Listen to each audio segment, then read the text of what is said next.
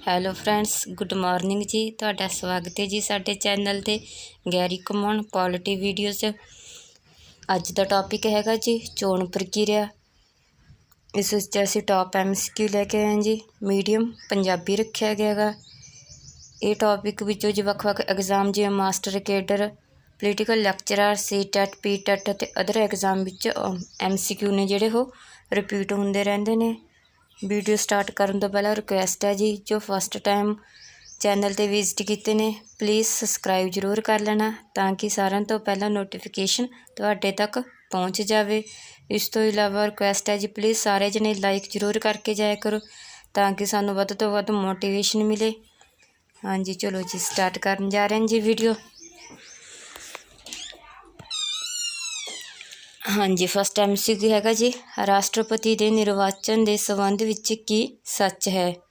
ਹਾਂਜੀ, ਜੋ ਰਾਸ਼ਟਰਪਤੀ ਦੀ ਚੋਣ ਪ੍ਰਕਿਰਿਆ ਹੁੰਦੀ ਹੈ ਜੀ, ਨਿਰਵਾਚਿਤ ਹੁੰਦਾ ਗਾ, ਉਸ ਦੇ ਵਿੱਚ ਕਿਹੜੇ ਤੱਤ ਸੱਚ ਹਨ। ਆਪਸ਼ਨ ਹੈ ਜੀ, ਰਾਸ਼ਟਰਪਤੀ ਦੇ ਨਿਰਵਾਚਨ ਵਿੱਚ ਸਿਰਫ ਸੰਸਦ ਦੇ 2 ਸਦਨ ਭਾਗ ਲੈਂਦੇ ਹਨ, ਜਾਂ ਫਿਰ ਰਾਸ਼ਟਰਪਤੀ ਦੇ ਨਿਰਵਾਚਨ ਵਿੱਚ ਸੰਸਦ ਅਤੇ ਰਾਜ ਵਿਧਾਨ ਮੰਡਲਾਂ ਦੇ ਸਾਰੇ ਮੈਂਬਰ ਭਾਗ ਲੈਂਦੇ ਹਨ।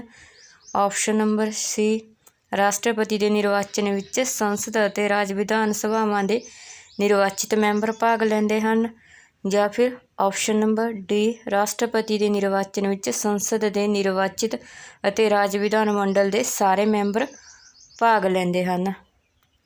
ਹਾਂਜੀ, ਦੇਖਦੇ ਹਾਂ ਜੀ ਸਹੀ ਆਨਸਰ ਕੀ ਬਣੂਗਾ। ਇੱਥੇ ਆਪਣੇ ਲਵੇ ਸਹੀ ਆਨਸਰ ਹੈ ਜੀ ਆਪਸ਼ਨ ਨੰਬਰ C। ਇਸ ਵਿੱਚ ਜਿਹੜਾ ਸੰਸਦ ਹੁੰਦੀ ਹੈ, ਇੱਕ ਰਾਜ ਵਿਧਾਨ ਸਭਾਵਾਂ ਹੁੰਦੀਆਂ, ਇਹਨਾਂ ਦੇ ਨਿਰਵਾਚਿਤ ਮੈਂਬਰ ਹੁੰਦੇ ਨੇ, ਉਹਨਾਂ ਵੱਲੋਂ ਪਾਰਟੀਸਪੇਟ ਕੀਤਾ ਜਾਂਦਾ ਗਾ। ਚਲੋ ਜੀ ਨੈਕਸਟ ਹੈ,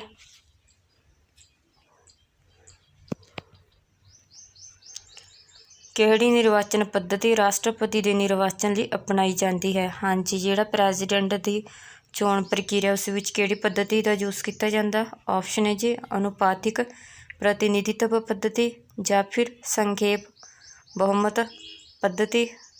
ਆਪਸ਼ਨ ਨੰਬਰ C, ਸੰਚੀ ਮਤ ਪੱਧਤੀ ਅਤੇ ਸੂਚੀ ਪੱਧਤੀ। ਸਹੀ ਆਪਸ਼ਨ ਹੈ ਜੀ ਇੱਥੇ ਆਪਸ਼ਨ ਨੰਬਰ A, ਅਨੁਪਾਤਿਕ ਪ੍ਰਤੀਨਿਧਿਤਵ ਪੱਧਤੀ। ਨੈਕਸਟ, ਜੇਕਰ ਕਿਸੇ ਰਾਜ ਦੀ ਵਿਧਾਨ ਸਭਾ ਹੈ ਤਾਂ ਕਿ ਰਾਸ਼ਟਰਪਤੀ ਦਾ ਚੁਣਾਵ ਗਲਤ ਹੋ ਗਿਆ ਜੀ, ਦੁਬਾਰਾ ਰਿਪੀਟ ਕਰਦੇ ਹਾਂ। ਜੇਕਰ ਕਿਸੇ ਰਾਜ ਦੀ ਵਿਧਾਨ ਸਭਾ ਭੰਗ ਹੈ ਤਾਂ ਕਿ ਰਾਸ਼ਟਰਪਤੀ ਦਾ ਚੁਣਾਵ ਕਰਵਾਇਆ ਜਾ ਸਕੇਗਾ। ਹਾਂਜੀ, ਜੇ ਕਿਸੇ ਰਾਜ ਵਿੱਚ ਜਿਹੜੀ ਵਿਧਾਨ ਸਭਾ ਉਹ ਭੰਗ ਹੋ ਜਾਂਦੀ ਹੈ ਕਿਸੇ ਕਾਰਨ ਕਰਕੇ, ਤਾਂ ਕਿ ਰਾਸ਼ਟਰਪਤੀ ਦਾ ਚੁਣਾਵ ਜਿਹੜਾ ਹੋ ਸਕਦਾ ਕਿ ਉਹ ਨਹੀਂ ਹੋ ਸਕਦਾ ਗਾ। ਇਸ ਬਾਰੇ ਆਪਾਂ ਨੇ ਦੱਸਣਾ ਗਾ। ਆਪਸ਼ਨ ਹੈ ਜੀ, ਨਹੀਂ ਹੋ ਸਕਦਾ। ਆਪਸ਼ਨ ਨੰਬਰ B ਹੈਗਾ, ਇਸ ਦਾ ਰਾਸ਼ਟਰਪਤੀ ਦੇ ਚੁਣਾਵ 'ਤੇ ਕੋਈ ਪ੍ਰਭਾਵ ਨਹੀਂ ਪੈਂਦਾ। ਅਗਲੀ ਆਪਸ਼ਨ ਹੈਗਾ ਜੀ ਹਾਂ, ਜੇਕਰ ਰਾਸ਼ਟਰਪਤੀ ਦੇ ਚੁਣਾਵ ਦੀ ਘੋਸ਼ਣਾ ਤੋਂ ਪਹਿਲਾਂ ਵਿਧਾਨ ਸਭਾ ਭੰਗ ਸੀ, ਜਾਂ ਫਿਰ ਨਹੀਂ, ਜੇਕਰ ਚੁਣਾਵ ਦੀ ਘੋਸ਼ਣਾ ਦੇ ਬਾਅਦ ਵਿਧਾਨ ਸਭਾ ਭੰਗ ਹੋ ਜਾਂਦੀ ਹੈ। ਸਹੀ ਆਪਸ਼ਨ ਬਣੂਗਾ ਜੀ ਇਹਦਾ ਆਪਸ਼ਨ ਨੰਬਰ B, ਇਸ ਦਾ ਰਾਸ਼ਟਰਪਤੀ ਦੇ ਚੁਣਾਵ 'ਤੇ ਕੋਈ ਪ੍ਰਭਾਵ ਆ ਜਿਹੜਾ ਉਹ ਨਹੀਂ ਪੈਂਦਾ। ਚਲੋ ਜੀ ਨੈਕਸਟ ਹੈ ਜੀ, ਕੁੱਲ ਵੈਧ ਮਤਾਂ ਦਾ ਕਿੰਨਾ ਭਾਗ ਨਾ ਮਿਲਣ 'ਤੇ ਕਿਸੇ ਉਮੀਦਵਾਰ ਦੀ ਜ਼ਮਾਨਤ ਜਿਹੜੀ ਉਹ ਜ਼ਬਤ ਹੋ ਜਾਂਦੀ ਹੈ। ਆਪਸ਼ਨ ਹੈ ਜੀ 1/10, 1/5, 1/8 ਜਾਂ ਫਿਰ 1/6। ਇੰਪੋਰਟੈਂਟ ਹੈ ਜੀ, ਨੋਟ ਕਰ ਲੈਣਾ। ਸਹੀ ਆਨਸਰ ਬਣੂਗਾ ਜੀ ਇਹਦਾ ਆਪਸ਼ਨ ਨੰਬਰ D, 1/6। ਕੁੱਲ ਵੈਧ ਮਤਾਂ ਦਾ 1/6 ਭਾਗ ਨਾ ਮਿਲਣ 'ਤੇ ਜਿਹੜੀ ਉਮੀਦਵਾਰ ਦੀ ਜ਼ਮਾਨਤ ਰਾਸ਼ੀ ਆ ਉਹ ਜ਼ਬਤ ਹੋ ਜਾਂਦੀ ਹੈਗੀ। ਨੈਕਸਟ ਹੈ ਜੀ, ਉਪ ਰਾਸ਼ਟਰਪਤੀ ਦੇ ਨਿਰਵਾਚਨ ਸੰਬੰਧੀ ਵਿਵਾਦਾਂ ਦਾ ਨਿਵਿਸ਼ਚੈ ਕੌਣ ਕਰਦਾ ਹੈ। ਹਾਂਜੀ, ਜੇ ਉਪ ਰਾਸ਼ਟਰਪਤੀ ਦੇ ਵਾਈਸ ਪ੍ਰੈਜ਼ੀਡੈਂਟ ਦੇ ਚੋਣ ਵਿੱਚ ਕੋਈ ਵਿਵਾਦ ਪੈਦਾ ਹੋ ਜਾਂਦਾ ਤਾਂ ਉਸ ਸੰਬੰਧੀ ਜਿਹੜਾ ਫੈਸਲਾ ਕੌਣ ਕਰਦੀ ਹੈਗੀ। ਆਪਸ਼ਨ ਹੈ ਜੀ, ਸੰਸਦ ਆਪਣੀ ਵਿਧੀ ਦੁਆਰਾ, ਉੱਚਤਮ ਅਦਾਲਤ, ਰਾਸ਼ਟਰਪਤੀ ਜਾਂ ਫਿਰ ਨਿਰਵਾਚਨ ਆਯੋਗ। ਸਹੀ ਆਪਸ਼ਨ ਹੈ ਜੀ ਇੱਥੇ ਆਪਣੇ ਲਵੇ option number B, supreme court ਦੁਆਰਾ ਵਿਵਾਦਾਂ ਦਾ ਜਿਹੜਾ ਨਿਪਟਾਰਾ ਕੀਤਾ ਜਾਂਦਾ ਜੀ, ਚਾਹੇ ਉਹ ਪ੍ਰੈਜ਼ੀਡੈਂਟ ਸੰਬੰਧਿਤ ਹੋਵੇ ਜਾਂ ਫਿਰ ਵਾਈਸ ਪ੍ਰੈਜ਼ੀਡੈਂਟ ਸੰਬੰਧੀ ਹੋਵੇ, ਉਹਨਾਂ ਦੇ ਚੋਣ ਸੰਬੰਧੀ ਜਿਹੜਾ ਵਿਵਾਦਾਂ ਦਾ ਨਿਪਟਾਰਾ ਜੀ ਉਹ ਸੁਪਰੀਮ ਕੋਰਟ ਵੱਲੋਂ ਕੀਤਾ ਜਾਂਦਾ। ਨੈਕਸਟ ਹੈ, ਹੇਠ ਲਿਖਿਆਂ ਵਿੱਚੋਂ ਕਿਹੜਾ ਕੰਮ ਚੁਣਾਵ ਆਯੋਗ ਦਾ ਨਹੀਂ ਹੈ? ਹਾਂਜੀ, ਧਿਆਨ ਰੱਖਣਾ ਇੱਥੇ ਆਪਾਂ ਨੇ ਨਹੀਂ ਹੈ ਦੱਸਣਾ ਗਾ। ਆਪਸ਼ਨ ਹੈ ਜੀ, ਇਹ ਚੁਣਾਵ ਵਿਵਸਥਾ ਦੀ ਦੇਖ ਰੇਖ ਲਈ ਅਧਿਕਾਰੀਆਂ ਦੀ ਨਿਯੁਕਤੀ ਕਰਦਾ ਹੈ, ਜਾਂ ਫਿਰ ਇਹ ਕਿਸੇ ਵਿਅਕਤੀ ਨੂੰ ਨਿਆਇਕ ਨਿਰਣੇ ਦੁਆਰਾ ਘੋਸ਼ਿਤ ਕਿਸੇ ਅਯੋਗਤਾ ਤੋਂ ਮੁਕਤ ਕਰ ਸਕਦਾ ਹੈ, ਜਾਂ ਫਿਰ ਥਰਡ ਹੈਗਾ ਜੀ, ਇਹ ਮਤਦਾਨ ਦੀ ਤਾਰੀਖ ਅਤੇ ਪ੍ਰਕਿਰਿਆ ਤੈਅ ਕਰਦਾ ਹੈ। ਹਾਂਜੀ, ਹੁਣ ਆਪਾਂ ਨੇ ਜਿਹੜਾ ਰੋਂਗ ਆ ਉਹ ਦੱਸਣਾ ਗਾ। ਜਿਹੜਾ ਫਸਟ ਆ ਜੀ, ਇਹ ਚੁਣਾਵੀ ਵਿਵਸਥਾ ਦੀ ਦੇਖ ਰੇਖ ਲਈ ਅਧਿਕਾਰੀਆਂ ਦੀ ਨਿਯੁਕਤੀ ਕਰਦਾ ਹੈ, ਇਹ ਤਾਂ ਰਾਈਟ ਹੈ ਜੀ। ਥਰਡ ਹੈਗਾ ਜਿਹੜਾ, ਇਹ ਮਤਦਾਨ ਦੀ ਤਰੀਕਾਂ ਅਤੇ ਪ੍ਰਕਿਰਿਆ ਤੈਅ ਕਰਦਾ ਹੈ, ਇਹ ਵੀ ਰਾਈਟ ਹੈ। ਜਿਹੜਾ ਆਪਸ਼ਨ ਨੰਬਰ ਬੀ ਹੈਗਾ, ਇਹ ਕਿਸੇ ਵਿਅਕਤੀ ਨੂੰ ਨਿਆਇਕ ਨਿਰਣੇ ਦੁਆਰਾ ਘੋਸ਼ਿਤ ਕਿਸੇ ਅਯੋਗਤਾ ਤੋਂ ਮੁਕਤ ਕਰ ਸਕਦਾ, ਇਹ ਗਲਤ ਹੈ ਜੀ, ਇਹ ਰੋਂਗ ਆਨਸਰ ਆ। ਇਸ ਲਈ ਆਪਣਾ ਆਨਸਰ ਕੀ ਆਊਗਾ ਜੀ ਨੀਚੇ ਸਿਰਫ 2। ਚਲੋ ਜੀ ਨੈਕਸਟ, ਨਿਰਵਾਚਨ ਵਿੱਚ ਕਿਸੇ ਉਮੀਦਵਾਰ ਦੀ ਜ਼ਮਾਨਤ ਕਦੋਂ ਜ਼ਬਤ ਹੋ ਜਾਂਦੀ ਹੈ? ਆਪਸ਼ਨ ਹੈ ਜੀ, ਜਦੋਂ ਉਸਨੂੰ ਵੈਧ ਮਤਾਂ ਦਾ 1/8 ਤੋਂ ਘੱਟ ਪ੍ਰਾਪਤ ਹੋਵੇ, ਜਾਂ ਫਿਰ 1/6 ਤੋਂ ਘੱਟ ਪ੍ਰਾਪਤ ਹੋਵੇ, ਜਾਂ ਫਿਰ ਵੈਧ ਮਤਾਂ ਦਾ 1/2 ਤੋਂ ਘੱਟ ਪ੍ਰਾਪਤ ਹੋਵੇ, ਜਾਂ ਫਿਰ ਵੈਧ ਮਤਾਂ ਦਾ 1/12 ਤੋਂ ਘੱਟ ਪ੍ਰਾਪਤ ਹੋਵੇ। ਸਹੀ ਆਪਸ਼ਨ ਹੈਗੇ ਜੀ ਆਪਸ਼ਨ ਨੰਬਰ ਬੀ, ਉਸ ਨੂੰ ਵੈਧ ਮਤਾਂ ਦਾ 1/6 ਤੋਂ ਜੇਕਰ ਘੱਟ ਪ੍ਰਾਪਤ ਹੋਵੇ ਤਾਂ ਉਸ ਦੀ ਜ਼ਮਾਨਤ ਜਿਹੜੀ ਉਹ ਜ਼ਬਤ ਕਰ ਲਈ ਜਾਂਦੀ ਹੈ। ਨੈਕਸਟ ਹੈ ਜੀ, ਨਿਰਵਾਚਨ ਆਯੋਗ ਦੁਆਰਾ ਕਿਸੇ ਸਮੂਹ ਨੂੰ ਰਾਜਨੀਤਿਕ ਦਲ ਦੇ ਰੂਪ ਵਿੱਚ ਮਾਨਤਾ ਦੇਣ ਦੀ ਕਸੌਟੀ ਕੀ ਹੈ? ਆਪਸ਼ਨ ਹੈ ਜੀ ਇਹਦਾ, ਉਹ ਰਾਜਨੀਤਿਕ ਦਲ ਨੂੰ ਪਿਛਲੇ ਆਮ ਚੁਣਾਵਾਂ ਵਿੱਚ ਕਿਸੇ ਰਾਜ ਵਿੱਚ ਪਾਏ ਗਏ ਵੈਧ ਮਤਾਂ ਦਾ ਨਿਊਨਤਮ 4% ਪ੍ਰਾਪਤ ਹੋਇਆ ਹੋਵੇ, ਜਾਂ ਫਿਰ ਸੰਵਿਧਾਨ ਦੁਆਰਾ ਉਸ ਰਾਜਨੀਤਿਕ ਦਲ ਨੂੰ ਮਾਨਤਾ ਦਿੱਤੀ ਗਈ ਹੋਵੇ, ਜਾਂ ਫਿਰ ਉਸ ਦੇ ਲੋਕ ਸਭਾ ਵਿੱਚ ਨਿਊਨਤਮ 10 ਮੈਂਬਰ ਹੋਣ, ਜਾਂ ਫਿਰ ਉਸ ਰਾਜਨੀਤਿਕ ਦਲ ਦੀ ਹਰ ਰਾਜ ਵਿੱਚ ਸਾਂਖਾ ਹੋਣੀ ਚਾਹੀਦੀ ਹੈ। ਇੱਥੇ ਤਲ ਨਹੀਂ ਆਊਗਾ ਜੀ, ਇੱਥੇ ਦਲ ਆਊਗਾ। ਸਹੀ ਆਪਸ਼ਨ ਬਣਦੀ ਹੈ ਜੀ ਇਹਦੀ, ਮਾਨਤਾ ਦੇਣ ਦੀ ਕਸੌਟੀ ਹੈ ਜਿਹੜੀ ਕਿਸੇ ਸਮੂਹ ਨੇ ਜੀ, ਉਹ ਹੈਗੇ ਆਪਸ਼ਨ ਨੰਬਰ ਏ, ਉਸ ਨੂੰ ਨਿਊਨਤਮ 4% ਜਿਹੜੇ ਪ੍ਰਾਪਤ ਹੋਣੀ ਚਾਹੀਦੀਆਂ ਨੇ ਵੋਟਸ। ਨੈਕਸਟ ਹੈ ਜੀ, ਕਿਸੇ ਨਿਰਵਾਚਨ ਖੇਤਰ ਵਿੱਚ ਮਤਦਾਨ ਤੋਂ ਪਹਿਲਾਂ ਪ੍ਰਚਾਰ ਕੰਮ ਕਦੋਂ ਬੰਦ ਹੋ ਜਾਂਦਾ ਹੈ? ਹਾਂਜੀ, ਜਿਹੜਾ ਵੋਟ ਖੇਤਰ ਜਿਹੜਾ ਨਿਸ਼ਚਿਤ ਹੋ ਜਾਂਦਾ, ਤਰੀਕ ਨਿਸ਼ਚਿਤ ਤੈਅ ਤਰੀਕ ਤੋਂ ਕਿੰਨਾ ਚਿਰ ਪਹਿਲਾਂ ਜਿਹੜਾ ਪ੍ਰਚਾਰ ਆ ਜਿਹੜਾ ਉਹ ਖਤਮ ਹੋ ਜਾਂਦਾ ਗਾ? 24 ਘੰਟੇ ਪਹਿਲਾਂ, 1 ਹਫ਼ਤੇ, 48 ਘੰਟੇ ਪਹਿਲਾਂ, ਜਾਂ ਫਿਰ ਚੁਣਾਵ ਆਯੋਗ ਦੇ ਨਿਰਦੇਸ਼ਾਂ ਅਨੁਸਾਰ। ਸਹੀ ਆਪਸ਼ਨ ਬਣੂਗਾ ਜੀ ਇਹਦਾ ਆਪਸ਼ਨ ਨੰਬਰ ਸੀ, 48 ਘੰਟੇ ਪਹਿਲਾਂ ਜਿਹੜਾ ਪ੍ਰਚਾਰ ਆ ਜੀ ਉਹ ਬੰਦ ਹੋ ਜਾਂਦਾ ਗਾ। ਨੈਕਸਟ ਹੈ ਜੀ, ਨਿਰਵਾਚਨ ਆਯੋਗ ਦੇ ਕੰਮਾਂ ਨਾਲ ਸੰਬੰਧ ਵਿੱਚ ਕੀ ਸੱਚ ਹੈ? ਆਪਸ਼ਨ ਹੈ ਜੀ, ਸੰਸਦ ਅਤੇ ਰਾਜ ਵਿਧਾਨ ਮੰਡਲਾਂ ਦੇ ਨਿਰਵਾਚਨ ਲਈ ਨਿਰਵਾਚਨ ਨਾਮਾਵਲੀ ਤਿਆਰ ਕਰਨਾ ਅਤੇ ਰਾਸ਼ਟਰਪਤੀ ਅਤੇ ਉਪ ਰਾਸ਼ਟਰਪਤੀ ਦੇ ਪਦਾਂ ਦੇ ਨਿਰਵਾਚਨ ਅਤੇ ਅਧਿਕਸ਼ਨ ਨਿਰਦੇਸ਼ਨ ਅਤੇ ਨਿਯੰਤਰਣ ਕਰਨਾ, ਉਪਰੋਕਤ ਨਿਰਵਾਚਨ ਦਾ ਸੰਚਾਲਨ ਕਰਨਾ, ਜਾਂ ਫਿਰ ਸੰਸਦ ਅਤੇ ਰਾਜ ਵਿਧਾਨ ਮੰਡਲਾਂ ਦੇ ਮੈਂਬਰਾਂ ਦੀ ਅਯੋਗਤਾ ਦੇ ਪ੍ਰਸ਼ਨ 'ਤੇ ਰਾਸ਼ਟਰਪਤੀ ਅਤੇ ਰਾਜਪਾਲ ਨੂੰ ਸਲਾਹ ਦੇਣਾ। ਇਹਨਾਂ ਵਿੱਚ ਜਿਹੜਾ ਸਹੀ ਆਨਸਰ ਹੈ ਜੀ ਉਹ ਹੈਗਾ ਆਪਸ਼ਨ ਨੰਬਰ ਡੀ। ਇਹ ਤਿੰਨੇ ਆਪਣੀਆਂ ਜਿਹੜੀਆਂ ਸਹੀ ਦਿੱਤੀਆਂ ਗਈਆਂ ਨੇ ਜੀ। ਚਲੋ ਜੀ ਨੈਕਸਟ ਹੈ ਜੀ, ਭਾਰਤ ਦੇ ਮੁੱਖ ਨਿਰਵਾਚਨ ਆਯੁਕਤ ਦੀ ਪਦ ਅਵਧੀ ਕਿੰਨੀ ਹੈ? ਹਾਂਜੀ, ਟਾਈਮ ਡਿਊਰੇਸ਼ਨ ਦੱਸਣਾ ਜੀ ਆਪਾਂ ਨੇ ਜਿਹੜਾ ਮੁੱਖ ਨਿਰਵਾਚਨ ਆਯੁਕਤ ਹੈ ਜੀ। ਆਪਸ਼ਨ ਹੈ ਜੀ 5 ਸਾਲ, ਰਾਸ਼ਟਰਪਤੀ ਦੇ ਪ੍ਰਸਾਦ ਪਰਯੰਤ ਤੱਕ, ਜਾਂ ਫਿਰ 6 ਸਾਲ ਜਾਂ 65 ਸਾਲ ਦੀ ਉਮਰ ਤੱਕ ਜੋ ਵੀ ਪਹਿਲਾਂ ਹੋਵੇ। ਆਪਸ਼ਨ ਨੰਬਰ ਡੀ ਹੈਗੀ ਆ 5 ਸਾਲ ਜਾਂ 65 ਸਾਲ ਦੀ ਉਮਰ ਤੱਕ ਜੋ ਵੀ ਪਹਿਲਾਂ ਹੋਵੇ। ਸਹੀ ਆਨਸਰ ਹੈ ਜੀ ਇੱਥੇ ਆਪਣੇ ਲਵੇ ਆਪਸ਼ਨ ਨੰਬਰ ਸੀ 6 ਸਾਲ ਜਾਂ 65 ਸਾਲ ਦੀ ਉਮਰ ਜੋ ਵੀ ਪਹਿਲਾਂ ਹੋਵੇ। ਨੈਕਸਟ ਹੈ ਜੀ, ਮੁੱਖ ਚੁਣਾਵ ਆਯੁਕਤ ਨੂੰ ਅਹੁਦੇ ਤੋਂ ਹਟਾਇਆ ਜਾ ਸਕਦਾ ਹੈ।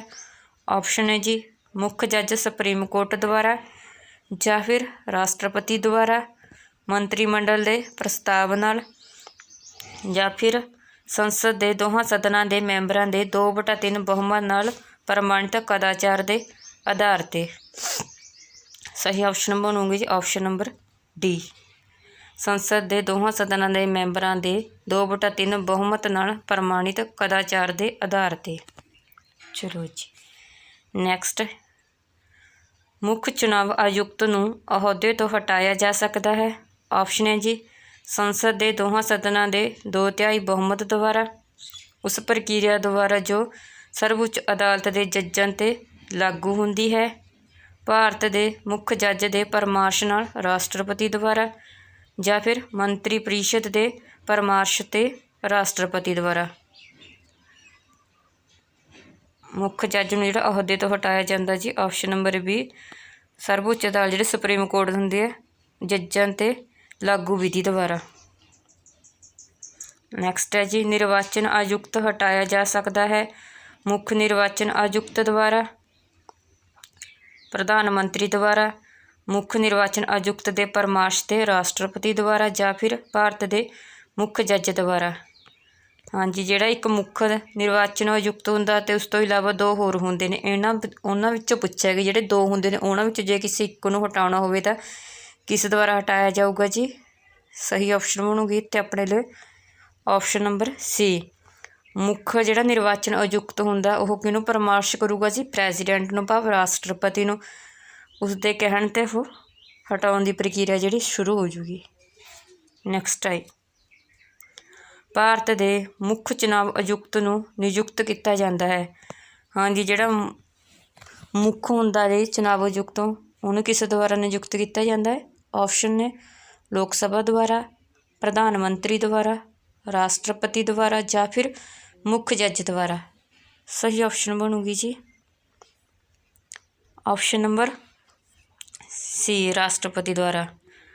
ਨੈਕਸਟ ਹੈ ਜੀ ਭਾਰਤ ਦਾ ਸੰਵਿਧਾਨ ਹੇਠ ਲਿਖੇ ਅਨੁਛੇਦਾਂ ਵਿੱਚੋਂ ਕਿਸ ਇੱਕ ਦੇ ਅੰਤਰਗਤ ਇੱਕ ਨਿਰਵਾਚਨ ਆਯੋਗ ਦਾ ਪ੍ਰਾਵਧਾਨ ਕਰਦਾ ਹੈ।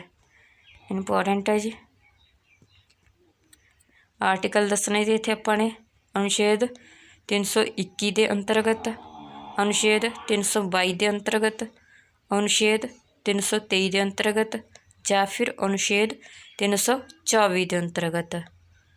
ਸਹੀ ਆਪਸ਼ਨ ਬਣੂਗੀ ਜੀ ਇੱਥੇ ਆਪਣੇ ਲਵੇ ਸੰਵਿਧਾਨ ਵਿੱਚ ਜਿਹੜਾ ਨਿਰਵਾਚਨ ਆਯੋਗ ਬਾਰੇ ਲਿਖਿਆ ਗਿਆ ਉਹ ਹੈਗਾ ਅਨੁਛੇਦ 324 ਦੇ ਅੰਤਰਗਤ। ਨੈਕਸਟ ਜੀ ਭਾਰਤ ਦੇ ਨਿਰਵਾਚਨ ਆਯੋਗ ਦੇ ਕੰਮ ਹਨ। ਹਾਂਜੀ, ਕੰਮਾਂ ਬਾਰੇ ਦੱਸਣਾ ਗਾ ਆਪਾਂ ਨੇ। ਫਸਟ ਆਪਸ਼ਨ ਹੈਗੀ ਜਿੱਥੇ ਆਪਣੇ ਸੰਸਦ ਅਤੇ ਰਾਜ ਵਿਧਾਨ ਮੰਡਲਾਂ ਦੇ ਸਾਰੇ ਚੁਣਾਵ ਕਰਵਾਉਣਾ, ਇਹ ਠੀਕ ਹੈ ਜੀ।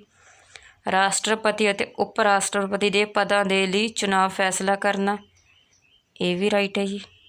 ਨੈਕਸਟ ਹੈ ਕਿਸੇ ਰਾਜ ਵਿੱਚ ਸੁਤੰਤਰ ਅਤੇ ਨਿਰਪੱਖ ਚੁਣਾਵ ਦੇ ਲਈ ਅਨੁਕੂਲ ਦਸ਼ਾ ਨਾ ਹੋਣ 'ਤੇ ਰਾਸ਼ਟਰਪਤੀ ਸ਼ਾਸਨ ਲਗਾਏ ਜਾਣ ਦੀ ਸਥੂਤੀ ਕਰਨਾ, ਇਹ ਨਹੀਂ ਜੀ ਇਹਦੇ ਵੱਲੋਂ। ਕਿਸੇ ਰਾਜ ਵਿੱਚ ਜੇ ਐਮਰਜੈਂਸੀ ਲਗਾਉਣੀ ਤਾਂ ਉਹ ਰਾਜਪਾਲ ਵੱਲੋਂ ਕਿਹਾ ਜਾਂਦਾ ਜੀ ਰਾਸ਼ਟਰਪਤੀ ਨੂੰ, ਨਾ ਕਿ ਚੁਣਾਵ ਆਯੋਗ ਵੱਲੋਂ।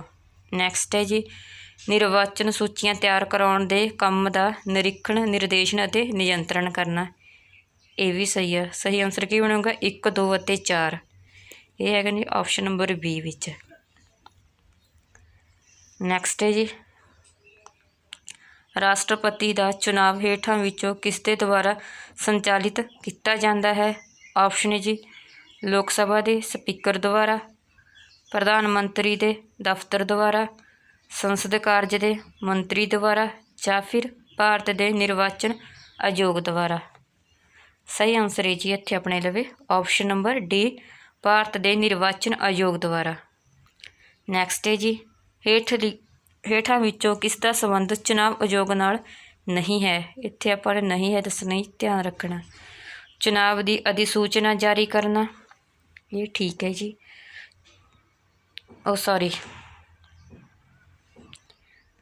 ਹਾਂਜੀ, ਜਿਹੜਾ ਚੁਣਾਵ ਆਯੋਗ ਦਾ ਕੰਮ ਨਹੀਂ ਹੈ ਉਹ ਦੱਸਣਾ ਜੀ ਆਪਾਂ ਨੇ। ਚੁਣਾਵ ਦੀ ਅਧਿਸੂਚਨਾ ਜਾਰੀ ਕਰਨਾ, ਇਹ ਰੋਂਗ ਹੈ ਜੀ। ਚੁਣਾਵ ਚਿੰਨ੍ਹਾਂ ਦਾ ਬਟਵਾਰਾ ਕਰਨਾ, ਇਹ ਰਾਈਟ ਹੈ। ਚੁਣਾਵ ਦੀ ਵੈਧਤਾ ਦਾ ਨਿਪਟਾਰਾ ਕਰਨਾ, ਇਹ ਵੀ ਰਾਈਟ ਹੈ ਜੀ। ਚੁਣਾਵ ਸ਼ਾਂਤੀਪੂਰਨ ਢੰਗ ਨਾਲ ਸੰਪੰਨ ਕਰਾਉਣਾ, ਇਹ ਵੀ ਰਾਈਟ ਹੈ। ਸਹੀ ਆਪਸ਼ਨ ਬਣੂਗੀ ਜੀ ਆਪਣੇ ਲਵੇ ਇੱਥੇ ਆਪਸ਼ਨ ਨੰਬਰ ਏ। ਜਿਹੜੀ ਅਧਿਸੂਚਨਾ ਜਾਰੀ ਕਰਨਾ ਗਾ ਜੀ, ਇਹ ਚੁਣਾਵ ਆਯੋਗ ਦਾ ਕੰਮ ਨਹੀਂ ਹੈਗਾ।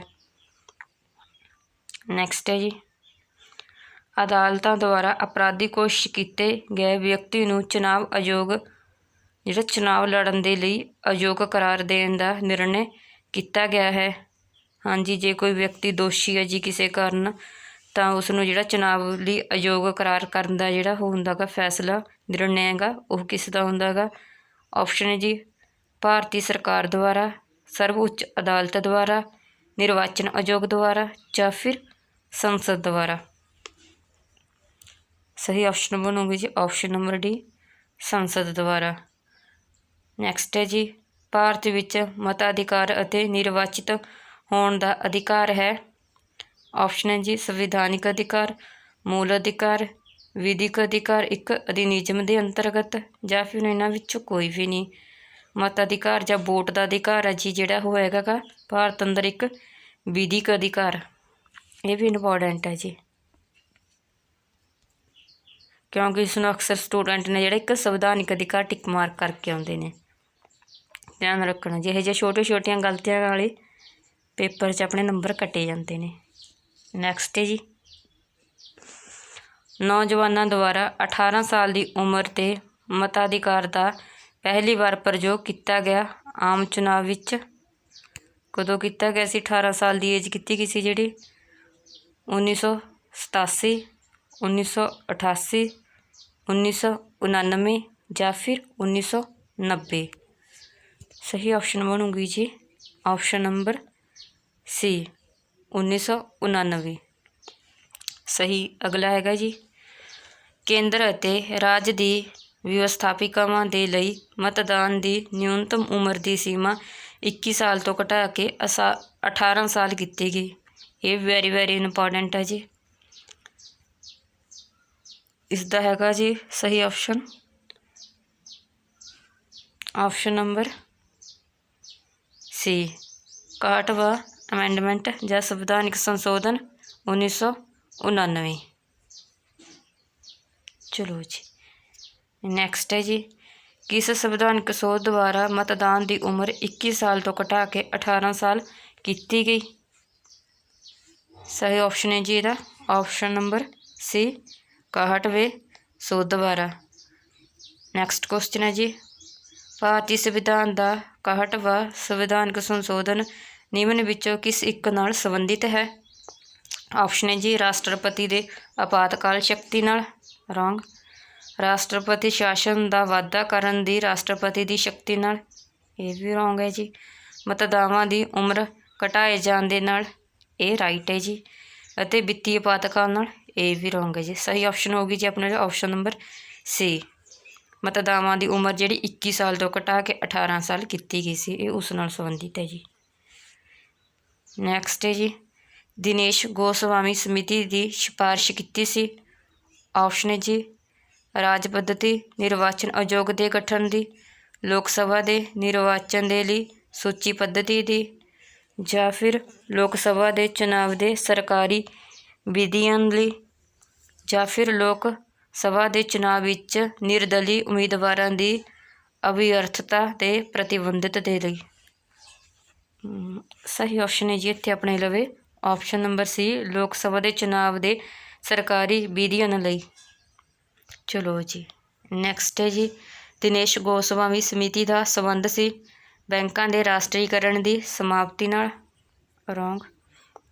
ਨਿਰਵਾਚਨ ਸੁਧਾਰਾਂ ਨਾਲ, ਰਾਈਟ ਹੈ ਜੀ। ਪੂਰਵੋਤਮ ਵਿੱਚ ਉਪਦਰਵ ਸਮਾਪਤ ਕਰਨ ਦੇ ਉਪਾਆਂ ਨਾਲ, ਰੋਂਗ। ਚੱਕਵਾਂ ਸਮੱਸਿਆ ਨਾਲ, ਇਹ ਵੀ ਰੋਂਗ। ਸਹੀ ਆਪਸ਼ਨ ਹੈ ਜੀ ਆਪਸ਼ਨ ਨੰਬਰ ਬੀ ਨਿਰਵਾਚਨ ਸੁਧਾਰਾਂ ਨਾਲ ਸੰਬੰਧਿਤ ਸੀ ਜਿਹੜੀ ਦਿਨੇਸ਼ ਗੋਸਵਾਮੀ ਸਮਿਤੀ ਸੀ। ਕਦੋਂ ਬਣੀ ਸੀ ਜੀ ਇਹ? 1985 ਈਸਵੀ ਵਿੱਚ। ਨੈਕਸਟ ਹੈ ਜੀ, ਸੰਸਦਾਂ ਦੀ ਅਯੋਗਤਾ ਸੰਬੰਧੀ ਵਿਵਾਦ 'ਤੇ ਕੌਣ ਨਿਰਣੇ ਦਿੰਦਾ ਹੈ? ਆਪਸ਼ਨ ਹੈ ਜੀ ਜੇ ਕੋਈ ਸੰਸਦ ਦਾ ਮੈਂਬਰ ਚੋਣਾਂ ਸੰਬੰਧੀ ਕੋਈ ਵਿਵਾਦ ਪੈਦਾ ਹੁੰਦਾ ਤਾਂ ਉਹਨਾਂ ਸੰਬੰਧੀ ਜਿਹੜਾ ਨਿਪਟਾਰਾ ਕੌਣ ਕਰਦਾ ਜੀ? ਰਾਸ਼ਟਰਪਤੀ। ਸੰਬੰਧਿਤ ਸੰਸਦ, ਨਿਰਵਾਚਨ ਆਯੋਗ ਜਾਂ ਫਿਰ ਨਿਰਵਾਚਨ ਆਯੋਗ ਦੇ ਪਰਾਮਰਸ਼ ਨਾਲ ਰਾਸ਼ਟਰਪਤੀ। ਸਹੀ ਆਪਸ਼ਨ ਬਣੂਗਾ ਜੀ ਆਪਸ਼ਨ ਨੰਬਰ ਡੀ, ਨਿਰਵਾਚਨ ਆਯੋਗ ਦੇ ਪਰਾਮਰਸ਼ ਨਾਲ ਰਾਸ਼ਟਰਪਤੀ। ਚਲੋ ਜੀ ਨੈਕਸਟ ਹੈ ਜੀ। ਅੱਜ ਲਈ ਇੰਨੀ MCQ ਤੇ ਵੀਡੀਓ ਦੇਖਣ ਲਈ ਸਭ ਦਾ ਧੰਨਵਾਦ ਆ ਜੀ। ਪਲੀਜ਼ ਜਾਂਦੇ ਜਾਂਦੇ ਲਾਈਕ ਸ਼ੇਅਰ ਕਮੈਂਟ ਜ਼ਰੂਰ ਕਰਕੇ ਜਾਇਆ ਕਰੋ। ਥੈਂਕ ਯੂ ਜੀ।